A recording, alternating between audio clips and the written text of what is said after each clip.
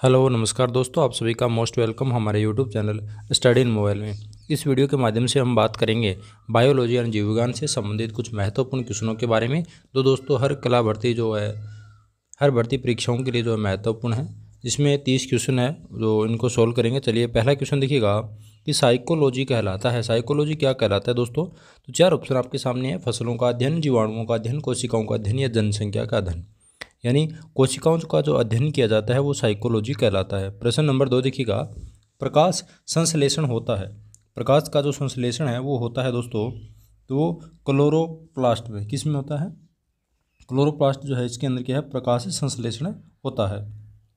प्रश्न नंबर 3 देखिएगा, निम्न में से किसका निर्माण हमारे शरीर में नहीं होता है। यानी निम्न में किसका निर्माण जो है हमारे शरीर के अंदर है जो नहीं होता है। इसमें देखिएगा, प्रोटीन का निर्माण हमारे शरीर के अंदर होता है, एंजाइम बनते हैं, हार्मोन्स बनते हैं। विटामिन ए जो है इसका निर्माण हमारे शरीर के अंदर जो है नहीं होता है। यानी विटामिन जो है ज़्यादातर बाहरी सब्जियां जो है ना, या फिर फल हो गए है ना, हरी सब्जियां, उनसे ज़्यादातर जो है विटामिन प्राप्त होते हैं। अगला प्रश्न देखिएगा, एड्स होता है। एड्स होता है दोस्तों, तो एड्स जो होता है ना वो क्या है, विषाणु से होता है। तो यहाँ पर पहला जो ऑप्शन आपका राइट आंसर हो जाएगा। 5 नंबर प्रश्न देखिएगा, निम्न में से कौन से जीव में रक्त नहीं होता है। निम्न में से कौन से जीव में रक्त नहीं होता है किंतु वे सांस लेते हैं? ऐसा जीव तो देखिएगा, हाइड्रा जो है इसमें क्या है, रक्त नहीं होता है और किंतु वे क्या है, फिर भी सांस लेते हैं। अगला प्रश्न देखिएगा, लाल रक्त कणिकाओं का निर्माण हमारे शरीर में कहाँ पर होता है। लाल रक्त कणिकाएं जो है उनका निर्माण हमारे शरीर में जो है वो कहाँ पर होता है दोस्तों? इस क्वेश्चन का जो राइट आंसर वो हो जाएगा अस्थि मज्जा में। कहाँ होता है?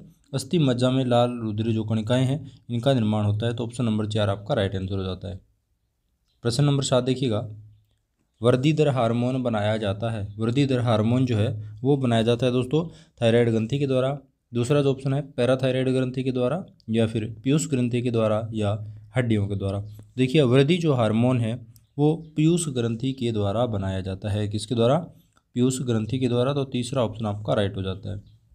अगला प्रश्न देखिएगा, लार किसके पाचन में मदद करती है। लार जो है वो किसके पाचन में मदद करती है दोस्तों? स्टार्च जो होता है, उसका जो स्टार्च जो होती है उसी जो है पाचन क्रिया करने के अंदर जो है सहायक होती है लार। अगला क्वेश्चन देखिएगा, श्वेत फुसफुस रोग पाया जाता है। श्वेत फुसफुस रोग जो है पाया जाता है, तो वो दोस्तों जो है वो सीमेंट उद्योग के अंदर जो कर्मचारी काम करते हैं उनके अंदर ये रोग पाया जाता है, क्योंकि वहाँ पर जो है चूने का इस्तेमाल होता है। सीमेंट में जो केमिकल्स वगैरह वहाँ पर मिलते हैं, तो उसकी वजह से है जो श्वेत फुसफुस रोग पाया जाता है। अगला प्रश्न देखिएगा, थायराइड ग्रंथि की असामान्य वृद्धि किसके कारण होती है। थायराइड ग्रंथि है कई बार ज़्यादा बढ़ जाती है तो दिक्कत हो जाती है ना शरीर के अंदर, है ना, थायराइड अंगों के अंदर जो है प्रॉब्लम आ जाती है, ज़्यादा अगर बढ़ जाती है। तो इसकी असामान्य यानी सामान्य नहीं, असामान्य वृद्धि जो है वो किस कारण होती है? तो देखिए आयोडीन, आयोडीन की कमी से है जो इसके कारण है जो है वृद्धि हो जाती है और ये दिक्कत करने लगती है। इसलिए आयोडीन जो है आपको सही मात्रा के अंदर खाना चाहिए। प्रश्न नंबर 11 देखिएगा, निम्न गैस में से कौन सी गैस सर्वाधिक ग्रीन हाउस इफेक्ट करती है। निम्न में से कौन सी गैस जो है सर्वाधिक ग्रीन हाउस जो है इफेक्ट बनाती है, ग्रीन हाउस जो है प्रभाव बनाती है? तो वो जो है दोस्तों कार्बन डाइऑक्साइड। कौन सी? Carbon dioxide. ऑप्शन नंबर 4 है जो आपका राइट आंसर हो जाएगा। अगला प्रश्न देखिएगा, नदी में जल प्रदूषण के निर्धारण के लिए घुली हुई मात्रा मापी जाती है। नदी के अंदर जो जल प्रदूषण के अंदर जो निर्धारण की हुई घुली हुई मात्रा जो है वो मापी जाती है। किस में मापी जाती है? तो यहाँ पे जो आपका राइट आंसर होने वाला वो हो जाएगा ऑक्सीजन की। अगला प्रश्न देखिएगा, वयस्क जो मानव शरीर में हड्डियों की संख्या कितनी होती है। यानी एक हुआ जो शरीर है पूर्ण विकसित जो शरीर हो जाता है, पूर्ण रूप से विकसित हो जाता है शरीर, तब उस शरीर के अंदर मानव के अंदर जो है हड्डियों की संख्या कितनी होती है दोस्तों? तो उसमें मानव के अंदर हड्डियाँ जो है 206 होती है। कितनी होती है? 206। अगला प्रश्न देखिएगा, इन्फ्लुएंजा रोग होता है। इन्फ्लुएंजा जो रोग है वो किससे होता है? ये भी क्या होता है? विषाणु से होता है। और एक क्वेश्चन आपका आया था कि एड्स किससे होता है, तो वो भी क्या होता है? विषाणु से होता है। ऐसा कई बार पूछ लेते हैं कि विषाणु जनित रोग कौन सा है, जीवाणु जनित रोग कौन सा है, तो ऐसे क्वेश्चनों को आपको ध्यान में रखना चाहिए।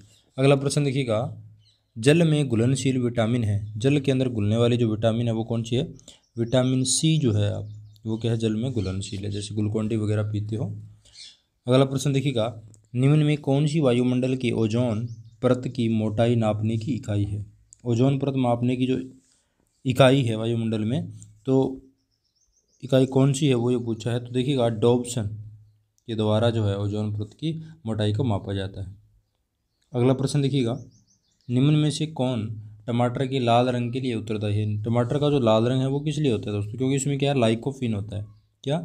लाइकोपीन के द्वारा जो है टमाटर का रंग लाल होता है। अगला प्रश्न देखिएगा, इंसुलिन में निम्न में से कौन सी धातु उपस्थित होती है? इंसुलिन जो हार्मोन से होता है उसके अंदर कौन सी धातु उपस्थित होती है? देखिएगा जस्ता।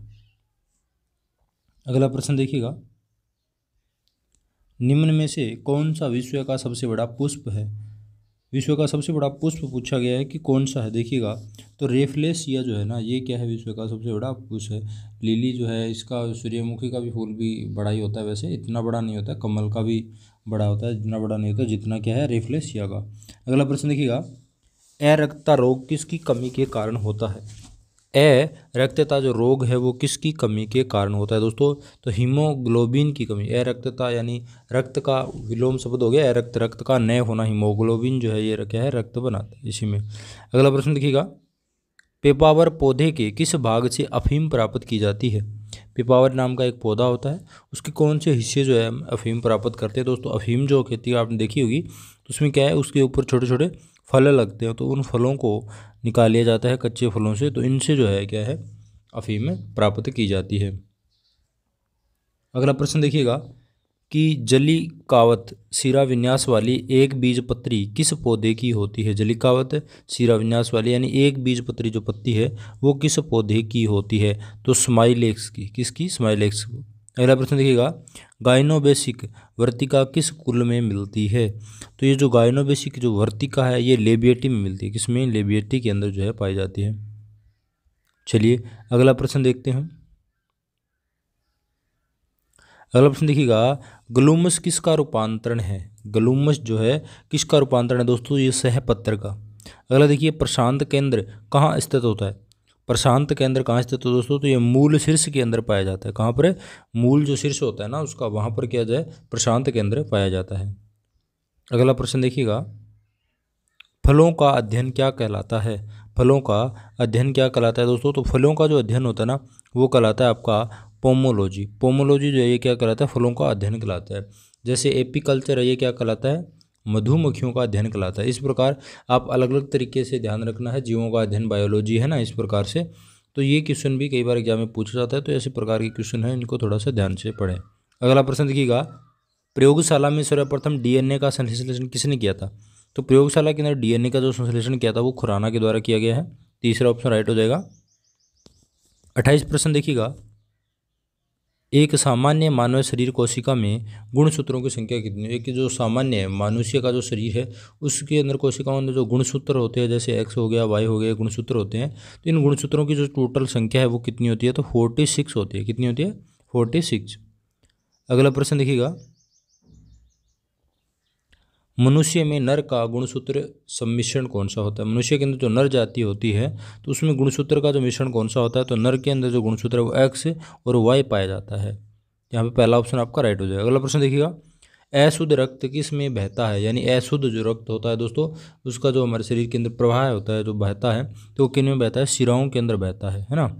और धमनियाँ जो होती है इसके अंदर क्या है? शुद्ध रक्त बहता है। ऐसा पूछ ले कि शुद्ध रक्त जो है किस में बहता है? तो धमनियों के अंदर। और अशुद्ध रक्त किस में बहता है? वो शिराओं के अंदर बहता है। तो ये तो दोस्तों आज का वीडियो, आशा करता हूँ वीडियो आपको पसंद आएगा। वीडियो अच्छा लगा तो प्लीज़ वीडियो को एक बार लाइक जरूर कर दे। और आपने अभी तक हमारे चैनल को सब्सक्राइब नहीं किया है तो यहाँ पर देखिएगा नीचे रेड कलर में लिखा हुआ है सब्सक्राइब, उस पर क्लिक कर लो ताकि जब भी मैं कोई नया वीडियो डालूँ तो आपके पास नोटिफिकेशन आ जाए और आप उस वीडियो को सबसे पहले देख पाओ। धन्यवाद।